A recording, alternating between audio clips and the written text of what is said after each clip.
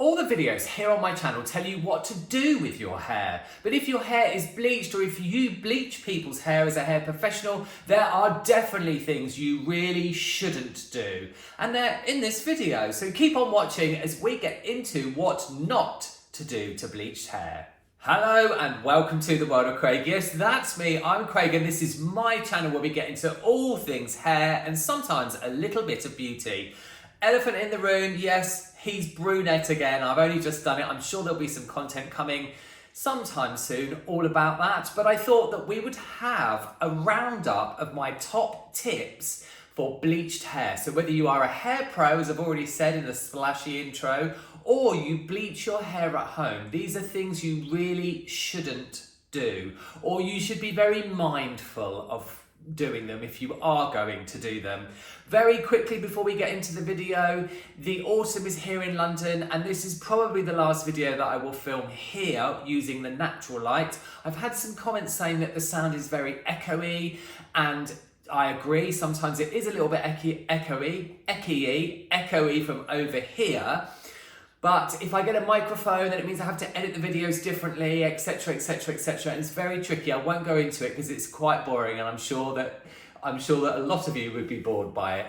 But ultimately, I apologise if there is any echoing in this. I'm filming from all one room. I only have the one room. My flat is uno petito. Right, moving on. Let's get into bleached hair don'ts. Now, the first tip actually has two parts to it, and the first one is if you have a global bleach out, so if you're blonde all over, or if your clients do, and even to be honest to a point, if they have a lot of highlights or balayage, if there's a lot of bleach in the hair, they really don't want to be washing it too often. And the first part of the reason that they don't is because it will make the tone of the hair fade. Maybe you have clients who have global bleaches or highlights or balayage and they don't have a toner. Well, then this doesn't really apply to them. But trust me, if you're doing your own hair at home or you have clients who are always telling you that their toners are fading, there are many, many factors, but one of them could be that they're shampooing their hair every other day. Forget about what they're using, or they're not conditioning their hair, or they're using a lot of heat. We'll get into that in a second. But really, you want to limit the amount of shampooing you do to your hair, because just water, oh yes, just the water will make it fade. So limiting the number of times. My global bleaching clients are absolutely amazing. Big up to them if any of them watch this. They're absolutely amazing. They're on a serious routine. They wash their hair once a week. I know for some of you, you might find that shocking. When my hair is bleached, not anymore, but when my hair is bleached, I only shampoo my hair probably once a week because I want my direct dye toner to last. So limiting the amount of times that water actually touches the hair makes a huge difference. So that's part one of this two-parted tip. What's part two? Part two, part deux, is something I go on about all the time. A lot of videos on here will have this in it, but it really does make a huge difference. When bleached hair, be it a global bleach or partial lightening, how many times I'm going to say that, is wet, the hair is very elastic. So you need to be super gentle. It's incredible how much more elastic the hair is when it is wet, when it's had any chemical service, okay? Which means basically it is stretchy. So my biggest top tip for anybody that has bleached hair, especially globally bleached, but again it applies to highlights, when it's damp, when you've shampooed your hair and you've wrapped it in a towel, don't rub it with a towel because again that causes a lot of damage. When it's wrapped in a towel and you take it down, pop something in it, like a leave-in conditioner, be it a spray-in one that's lighter or more of a cream-based leave-in conditioner, something with dimethicone or amidimethicone if you're worried about your hair breaking. I know a lot of people think silicone is the devil, but it really isn't. Pop it through your hair, work it through with your hands. Do not brush it or comb it. Never use a brush that has like boar bristles, or in my opinion, a tangle teaser. I think they really are the devil's work, tangle teasers. I love, not that I believe the devil exists personally, I love wet brushes because they're much gentler on the hair. But I would put your leave-in conditioner in, whether it's a spray or a cream, work it through, and then I would dry the hair off, rough dry it with a blow dryer, or leave it to dry naturally, and then gently brush the hair. This might seem very counterintuitive. I do the same thing with extensions, hair extensions. I never, ever, ever brush very wet hair extensions because it just makes them break because the hair has been very processed, often, not always. So my tip would be, shampoo the hair, be very gentle with it, apply some leave-in conditioner of your choice, whatever it is you like, dry the hair off somewhat till it's almost dry, then gently brush it through. Simple. Just to mention, before we hit tip 3, that there is an entire bleach playlist here on my channel. Yes, it's full of videos, there's lots of information, there is a ton of content here on my channel. People often come to my channel, watch something, and then they leave my channel, that makes sense, doesn't it? I watch a lot of YouTube and I do the same thing. But there is a ton of free hair education on here that pretty much covers anything. And remembering that if you leave a comment, I will always get back to you. And I do answer everyone's comments and questions, and people are always shocked, but that's just the way that it is here. I do also have an Instagram, which is on screen now, which is not the world of Craig, it's Craig's world of hair. And I'd love to see you over there. That rhymes. So, tip number 3, heat and bleach do not mix. You need to decide, if you're going to bleach your hair or your client's hair, and this is something you can educate your clients on. The bleaching process changes the structure of your hair. Without getting into lots and lots of science, a bit of science, it alters the keratin structure within the hair, the disulfide bonds and the strength of your hair. That's what bleaching does, okay? And it weakens it.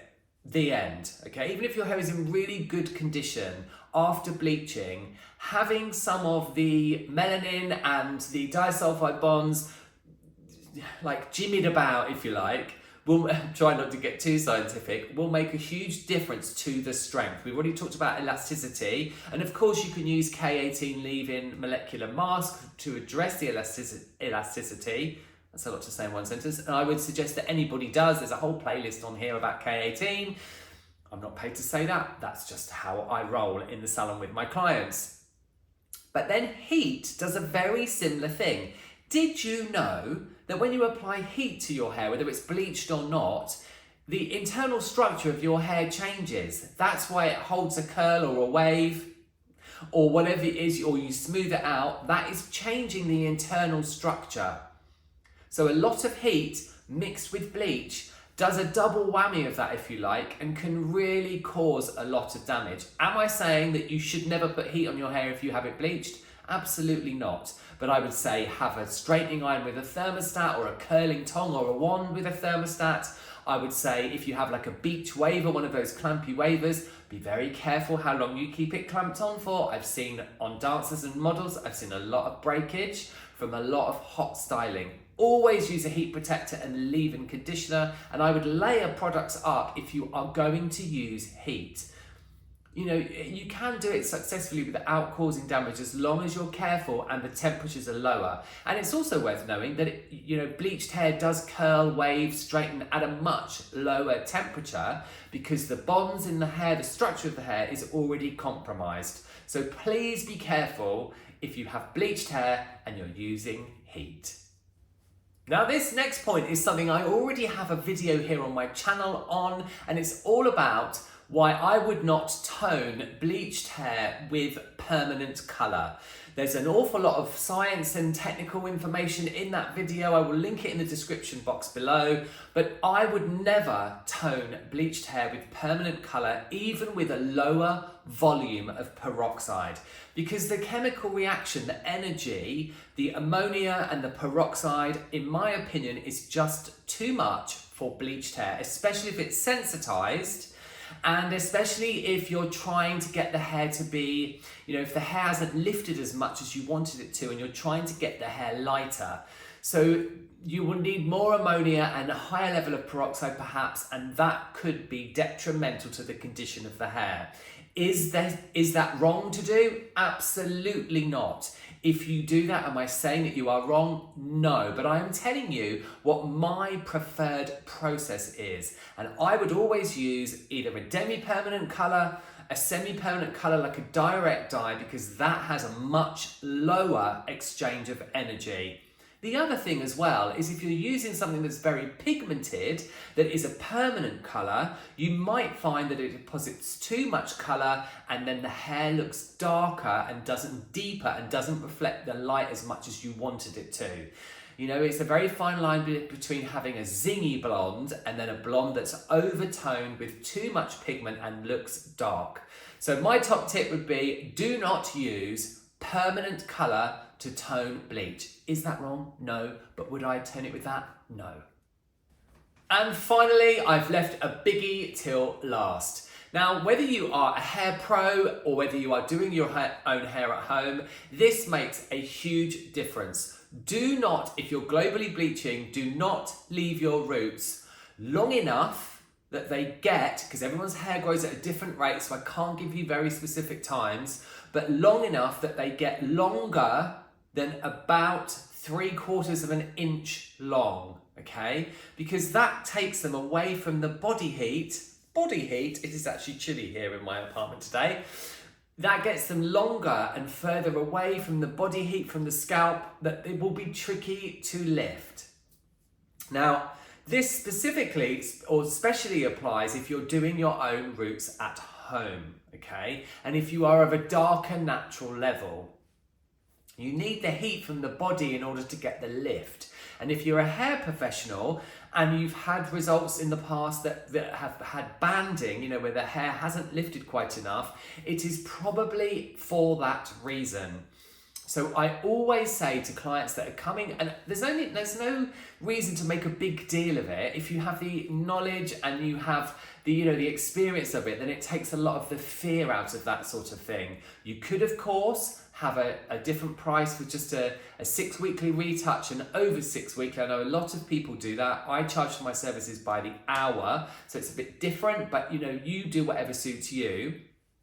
But you really do need to catch those roots when they are no more, like I said, than 3/4 of an inch long to get maximum lift using body heat. Again, there are bleaching tutorials that show you exactly how I go through that process here on my channel. I will link that playlist of bleach videos down below in the description.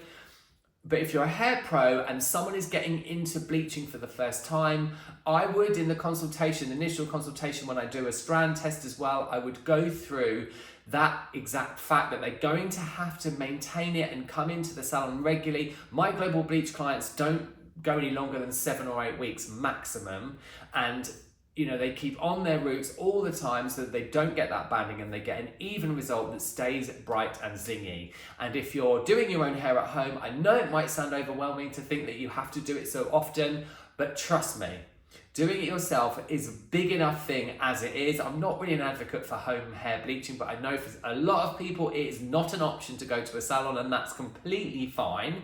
That's why I make this content, so that you can all have the best hair that you can have. But leaving it longer is going to make it a much bigger process and stress you out much more. And if you're doing it yourself, get someone to help you. So do not leave your roots longer than 3/4 of an inch.